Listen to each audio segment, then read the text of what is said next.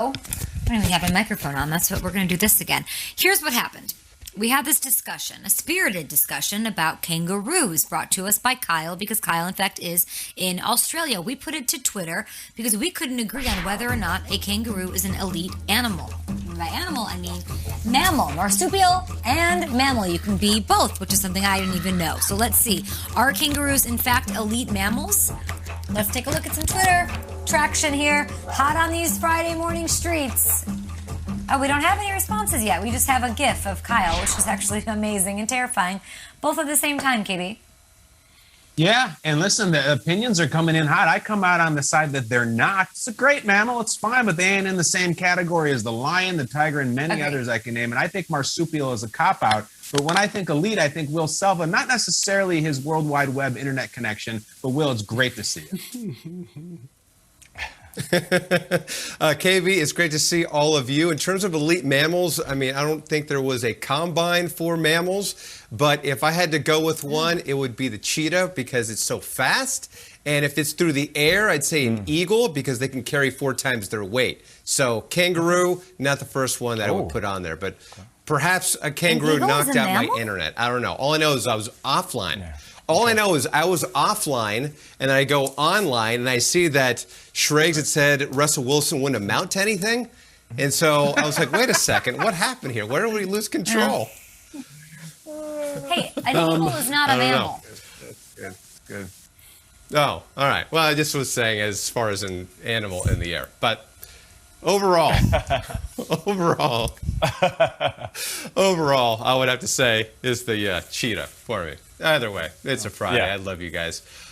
So let's start with some news. Dwayne Haskins. Let's make that transition from kangaroos to Dwayne Haskins. Do you remember him? It was 2 years ago that he was drafted by his hometown team in Washington, D.C. Now he's looking for that fresh start in Pittsburgh. Now, he was giving us a lowdown of what exactly was going through his mind when it happened. He says that he wasn't necessarily surprised by his release last December and that he was just grateful for the opportunity Washington gave me. He says he's now focused on learning behind Ben Roethlisberger and that Mike Tomlin has already been a huge influence on his development. Meanwhile, the saga between Aaron Rodgers and the Packers continues to be at an impasse, which means the team may turn to second-year quarterback Jordan Love sooner than expected. Head coach Matt LaFleur saying that Jordan Love's preparation won't change regardless of the Rodgers situation.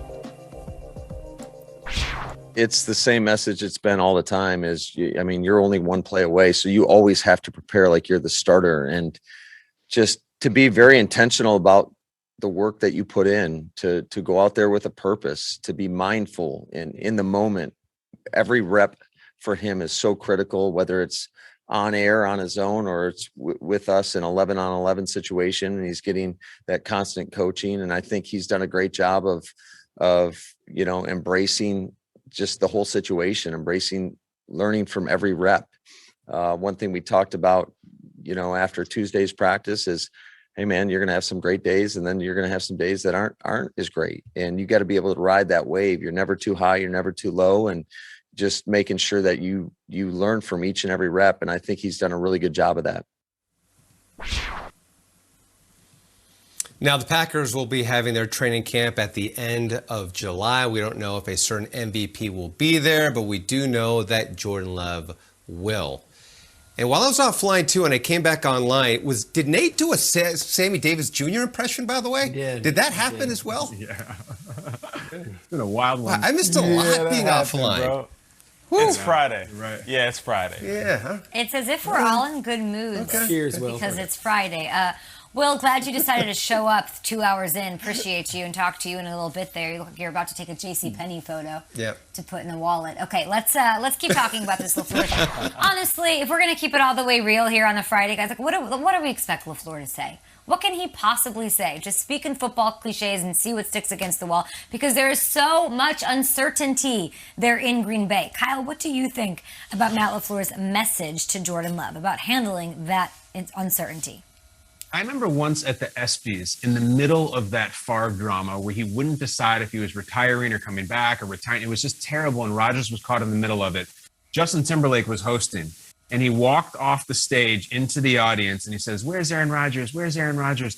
And Rodgers stands up, and he just goes, "Just come here, man. Just come here." And he just gives Rodgers this long hug in the audience, and everybody laughed, and everybody. Oh yeah, I remember Rodgers that. was a great sport about it.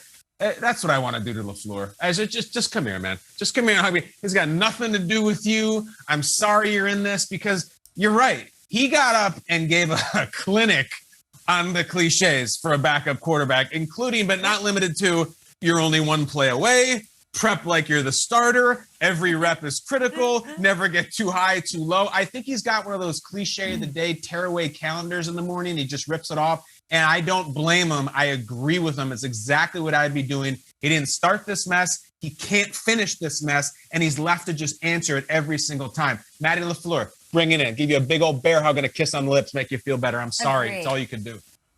I'm doing this podcast with Sean McVay for The Ringer, and we had on Arthur Smith, who spent a year with Matt LaFleur in Tennessee. He was the tight ends coach when LaFleur was the offensive coordinator. And he said, "Hey, Sean," this is Arthur Smith, "did you ever notice that when LaFleur gets nervous, he starts picking his eyebrows? It's like a weird tick. And when he was picking the eyebrows, they knew that he had something on his mind, and they both were laughing about it." I'm surprised LaFleur isn't at every press conference just picking those beautiful eyebrows all day long.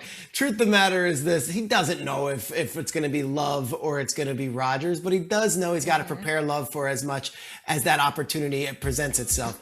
I also don't feel bad for Jordan Love. I saw Jake Luton start a game for the Jaguars last year. I've seen Gardner Minshew start a full season as a rookie for the Jaguars. You go down the list of quarterbacks. Nick Mullins went in on a Thursday night against the Raiders, having never taken a snap in an NFL game, and he won. Jordan Love's a first-round pick that they traded up for. You had a full year in 2020 to watch and learn. I think it's more than reasonable that a first-round pick should be able to tie his shoes and get out there and compete in the NFL. We've seen a lot less heralded picks and guys who were drafted later in the rounds that have gotten that opportunity and have succeeded. So Jordan Love, it's your time. Like, it might not be on the schedule you wanted or that the team wanted, but let's get ready as if you're the number one. A lot of guys who have been drafted far later than you were able to do that and performed at a high level. No doubt about it. You're spot on, Treggs. And Kyle, I hear you, man. One snap at a time. Teamwork makes the dream work. Do what you got to do now so you can do what you want to do later. He's saying everything. I'm just listening to LaFleur. He's going into his book of cliches and quotes, and he's just going to start saying them until Aaron Rodgers gets back. It's history. He's back. Himself on this show. Yeah, he's back. But you know what? We're all saying the same thing. I do believe that LaFleur is sincere when he's saying prepare like a starter. Because what is he supposed to do right now? Jordan Love was drafted for this reason, whether it came 2 years from now or it comes this season. So go ahead and see what LaFleur has. I mean, let's see what Love has, because if he puts the pressure on him now, then the pressure won't break him during the season. It's well said. And Triggs, didn't you have Matt LaFleur on the podcast on Flying Coach? Yeah, we did. With Selva, and they were both hanging out. How was that? How was he? I haven't talked to him. I was going to say you should invite him on the podcast, but he was on there. A lot of guys have been on there. We've had Cliff Kingsbury. You had the Bengals head coach Zach Taylor on. So everybody should go download it. It's Traeger and Sean McVay, and it's called Flying Coach. It's the second season of it. But Triggs, how was LaFleur? What was his demeanor like? He was great, and he knows the deal. So I straight up asked him about the Rodgers situation, and he said, look, great players make great coaches. That's his line. Great player. He gets it. He's 26-6, but it's a lot to do with the great players, and one of them being Aaron Rodgers. He was in awe of what Rodgers can do pre-snap. He is in awe of what Rodgers can do improvisation. He knows how good Rodgers is. He also knows that it's the NFL, and if Rodgers were to get hurt, Jordan Love would be the guy anyway. So you have to prepare Jordan Love as if he's the number one. And hey, he gets some reps right now. We'll see if he's going to be the guy come training camp. He might have to be. It's well said. At GMFB, with your thoughts, please go tell us whether or not you think a kangaroo is in fact an elite mammal. And no, eagles, birds, they're not mammals. Everybody get your I'll be mammal girl. Mammal Twitter. I'll tell you what is and what is not. We'll be back right here on Good Morning Football.